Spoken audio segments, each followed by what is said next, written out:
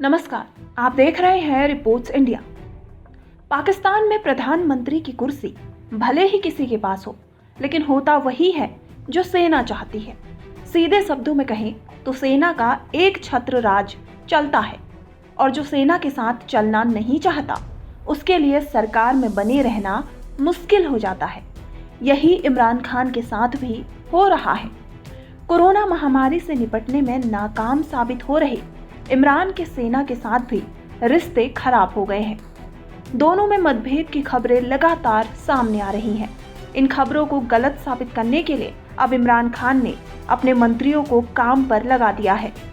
Rail मंत्री शेख राशिद ने इस काम की शुरुआत की है। उन्होंने सेना और सरकार के बीच मतभेदों को अफवाह करार देते हुए बतौर पीएम इमरान खान की जमकर तारीफ की है।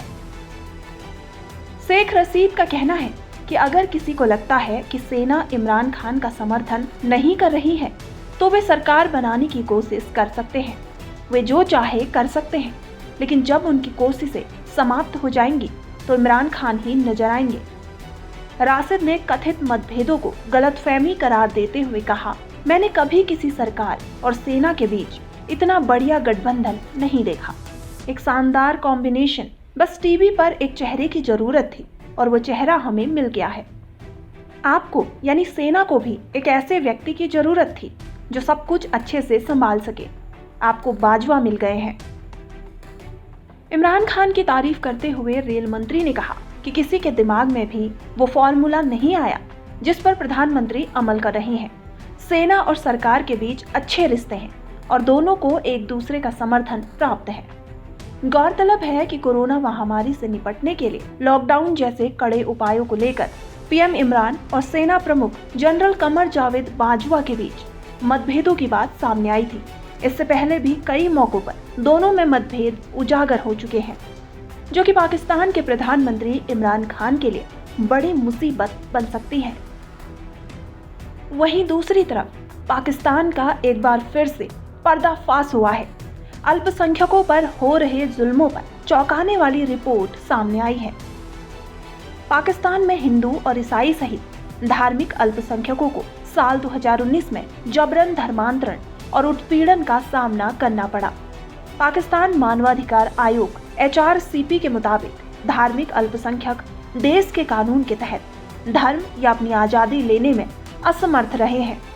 2019 में मानवाधिकार की स्थिति शीर्षक वाली रिपोर्ट में कहा गया है, सिंध और पंजाब में हिंदू और ईसाई दोनों समुदाय जबरन धर्म परिवर्तन के मामलों की रिपोर्ट करते रहे हैं और पंजाब में 14 वर्ष से कम उम्र की लड़कियों को जबरन धर्मांतरण और शादी के लिए मजबूर किया जाता था।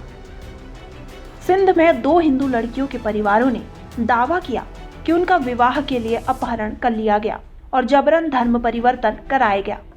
इस्लामाबाद उच्च न्यायालय ने अपने फैसले में कहा कि लड़कियां विवाह के समय नाबालिग नहीं थीं और उन्हें पति के घर लौटने के लिए कहा गया। रिपोर्ट के मुताबिक जनवरी में सुप्रीम कोर्ट ने अल्पसंख्यकों के अधिकारों को बचाने और धार्मिक और सामाजिक सहिष्णुता की संस्कृति को बढ़ावा देने के लिए 2014 के फैसले को लागू करने के लिए एक आयोग बनाया। अल्पसंख्यकों को जबरन धर्मांतरण से बचाने के लिए 22 सदस्यीय संसदीय समिति को आखिरकार नवंबर में सूचना दी गई और जबरन धर्मांतरण के खिलाफ कानून बनाने का काम सौंपा गया।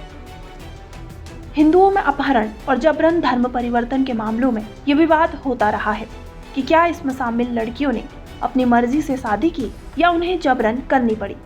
रिपोर्ट में देश में महिलाओं की स्थिति के बारे में बात करते हुए कहा गया है कि ग्लोबल जेंडर गैप इंडेक्स पर वर्ल्ड इकोनॉमिक फोरम में पाकिस्तान को 153 में से 151वें स्थान पर रखा गया था।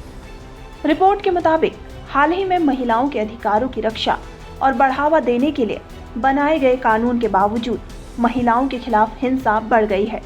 महिलाओं को रोजगार, शिक्षा और राजनीति समेत कई क्षेत्रों में भेदभाव का सामना करना पड़ रहा है। रिपोर्ट में ये भी बताया गया है कि धार्मिक अल्पसंख्यकों के लिए नौकरी कोटा अभी तक लागू नहीं किया गया है। आज इस रिपोर्ट में बस इतना ही। अगर आपको हमारा वीडियो पसंद आया तो लाइक, शेयर और सब्सक्राइब करना ना भूलें। रिपोर्ट्स इंडिया की खबर।